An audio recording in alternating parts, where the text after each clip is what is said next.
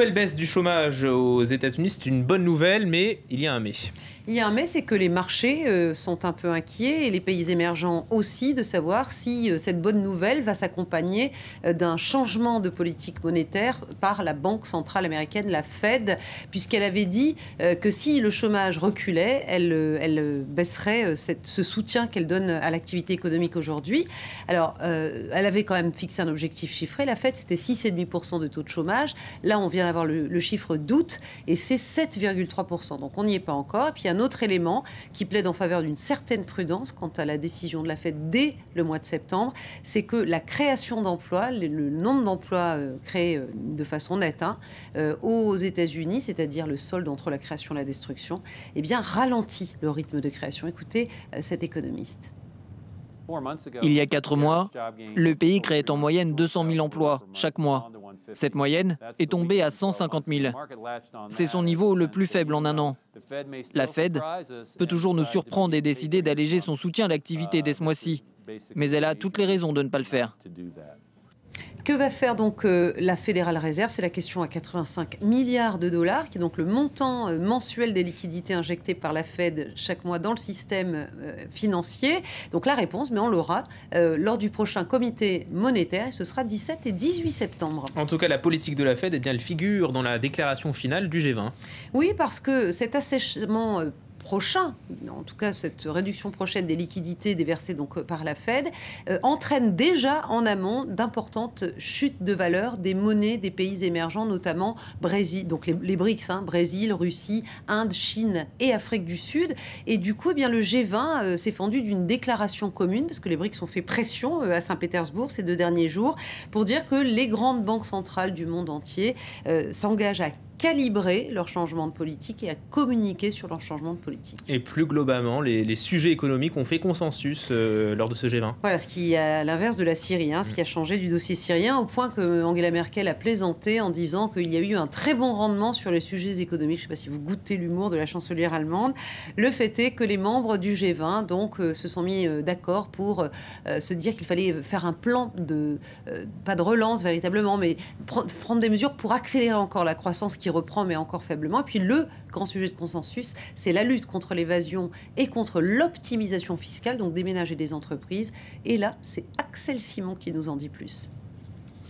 Le G20 en ordre de bataille pour s'attaquer à l'évasion fiscale. Un consensus a été trouvé pour lutter contre l'optimisation fiscale des multinationales, une pratique légale, mais aujourd'hui difficile à justifier. Que reste-t-il au trésorier, au ministre des Finances? Les petites et moyennes entreprises? Taxer la classe moyenne? Tout cela a une limite. Et politiquement, ce n'est pas vraiment faisable. Donc il faut mettre les grands groupes à contribution. Et pour ce faire, les pays du G20 sont parvenus à s'entendre sur 2 dossiers majeurs, sous la houlette de l'OCDE.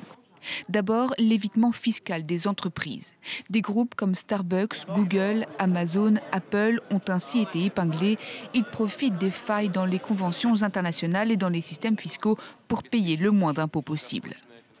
Reste alors au pays à créer de nouvelles normes juridiques pour mieux contrôler les montages hybrides et interdire la double non-imposition des sociétés établies dans 2 pays différents. Deuxième dossier, l'échange automatique des informations fiscales.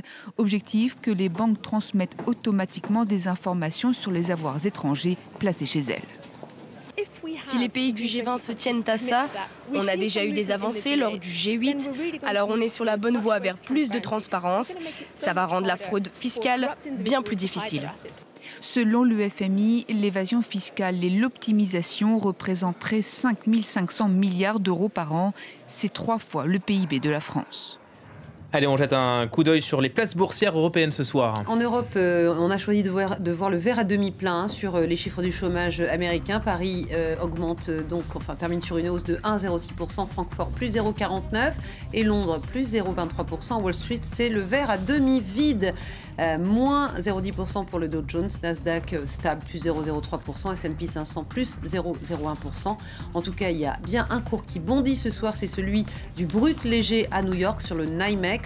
Le baril ce soir coté $110,53, c'est le plus haut en termes de clôture depuis le mois de mai 2011. Et derrière ça, il y a évidemment l'inquiétude sur les bombardements possibles, les frappes occidentales possibles en Syrie. Ça flambe. L'actualité en bref, la Grèce toujours en récession, mais un peu moins qu'estimé. Voilà, ce sont les statistiques du deuxième trimestre qui ont été affinées et le PIB, la richesse grecque, a reculé de 3,8% au deuxième trimestre. Mais on pensait d'abord que ce serait un recul de 4,6% et c'est un rebond du tourisme cet été qui explique ce chiffre. Et puis, chez Alcatel-Lucent, il y aura des licenciements à l'automne, c'est sûr. C'est le directeur général qui l'a dit, sans chiffrer exactement. Il y a actuellement un plan de restructuration chez l'équipementier télécom franco-américain. Merci Myriam, c'était le journal de l'économie. Tout de suite, on jette un œil sur les médias.